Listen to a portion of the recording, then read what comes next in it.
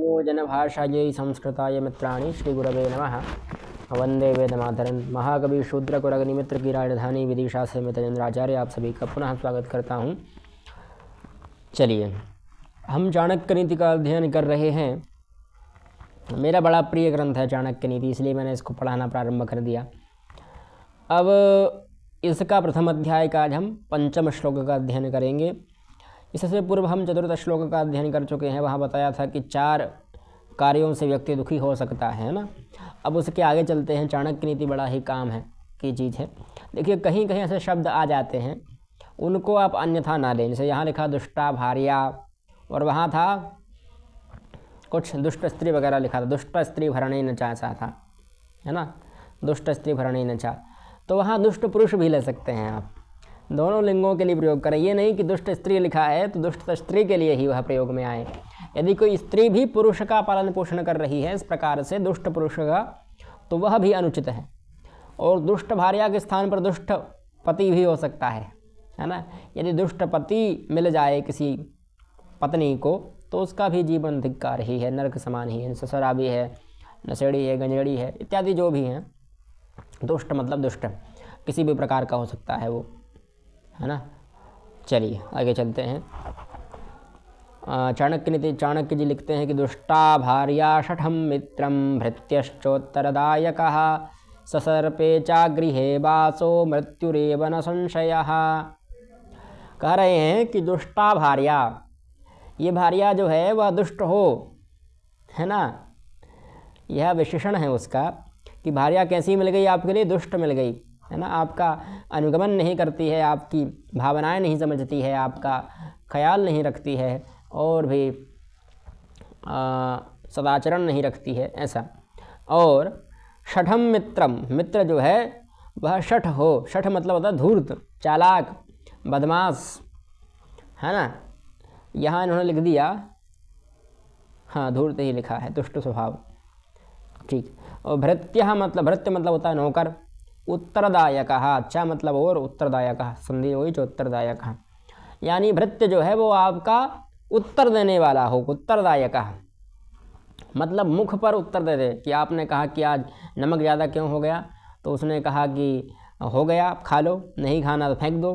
तो ये जो उत्तर देना है उसका डायरेक्ट सीधे मुख पर, बाद में कुछ पीछे पीठ पाछे कहे तो वह अलग बात है, पर सामने ही मुख पर आपको उत्तर दे रहा है, तो वह भृत्य भी भृत्य नहीं है, वह सही भृत्य नहीं है, आपका जीवन सही नहीं है। ये सब मृत्यु के समान है।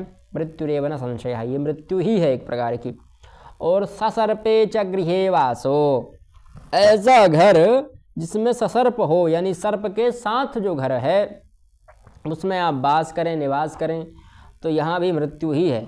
यानी 4 स्थान बताए जहाँ आपको मृत्यु ही मिलेगी, है ना। अथवा 4 कारण समझ लीजिए। एक तो दुष्ट स्वभाव वाली, कठोर वचन बोलने वाली, दुराचरणी स्त्री हो, है ना।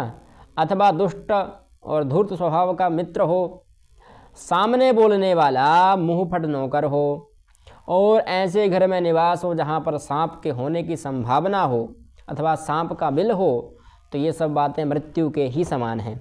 ये मृत्यु ही है एक प्रकार की, है ना। इन लोग ये जीवित होकर भी मृत्यु के तुल्य ही जी रहे हैं ना।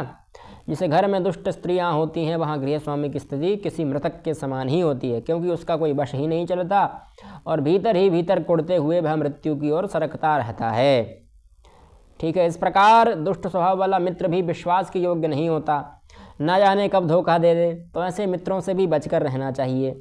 जो नौकर अथवा आपके अधीन काम करने वाला जो कर्मचारी है वह भी उलटकर आपको ही जवाब देने लग जाए तो आपको असहनीय हानि पहुंचा सकता है। यानी जो आपके ही द्वारा पालित पोषित हो रहा है, जिसको आप तनख्वाह देते हैं तब वह उसका घर चल रहा है, वह व्यक्ति ही आपको प्रत्युत्तर देने लग जाए, तो ऐसी स्थिति में आपका जीवित रहना कोई धर्म का कार्य नहीं है, मृत्यु ही है एक प्रकार की, है ना।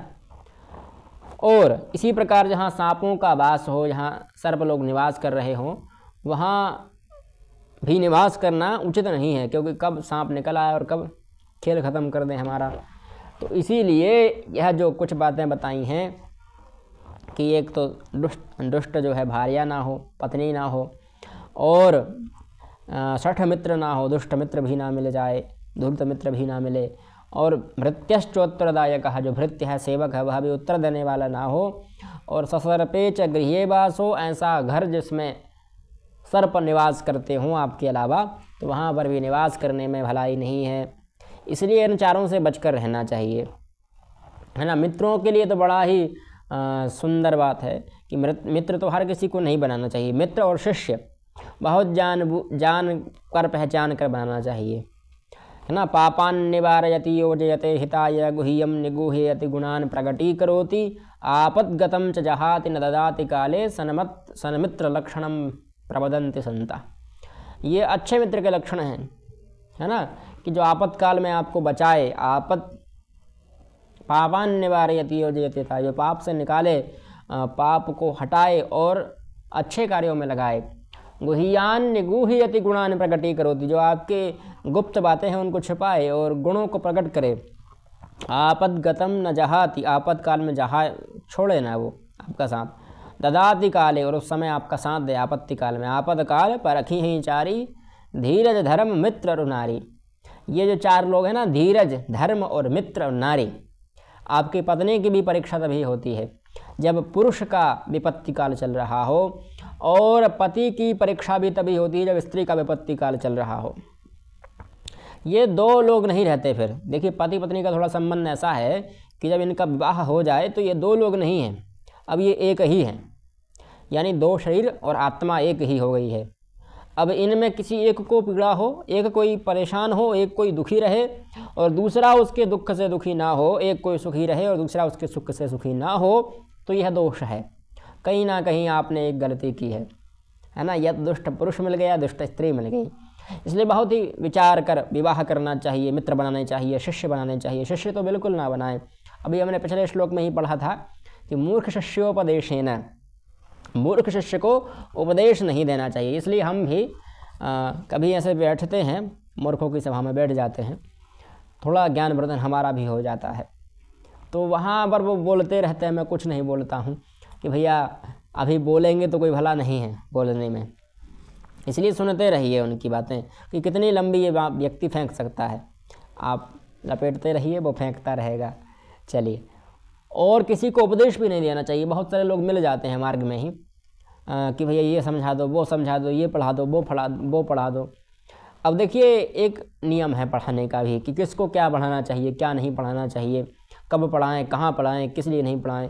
कोई मुझसे आकर कहे कि त्रयोदशी के दिन आप व्याकरण पढ़ा दीजिए, तो मैं पढ़ाऊँगा क्या। तो ये नियम है कुछ कि कब व्याकरण पढ़ें, कब ना पढ़ें, है ना। किसको पढ़ाएं, किसको ना पढ़ाएं। जिसको व्याकरण का ज्ञान हो सामान्य, जिसको साहित्य का सामान्य ज्ञान हो, जिसको ज्योतिष का सामान्य ज्ञान हो, जिसको दर्शन का सामान्य ज्ञान हो, वह व्यक्ति तो दर्शन में, जो ज्योतिष में, साहित्य में प्रवीण पारंगत हो सकता है, प्रवेश कर सकता है ना। तो ये अबोधानाम कृते नहीं है, ये बोधानाम कृते ग्रंथ हैं कि ये अच्छे विद्वानों के लिए हैं। कम से कम आपको उसकी जो सामान्य व्याख्या है, जिसे मैं कहूँ कि व्याकरण में इस सूत्र से इत संज्ञा हो गई, अब उसको ज्ञात भी तो होना चाहिए कि इत संज्ञा होती क्या है।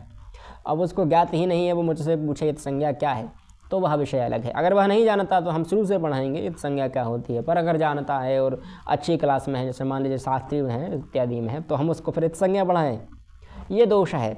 इसलिए हर किसी को ज्ञान देना भी उचित नहीं है। चलिए, अगली वीडियो में पुनः मिलते हैं, तब तक के लिए जयतु संस्कृतम जयतु भारतम।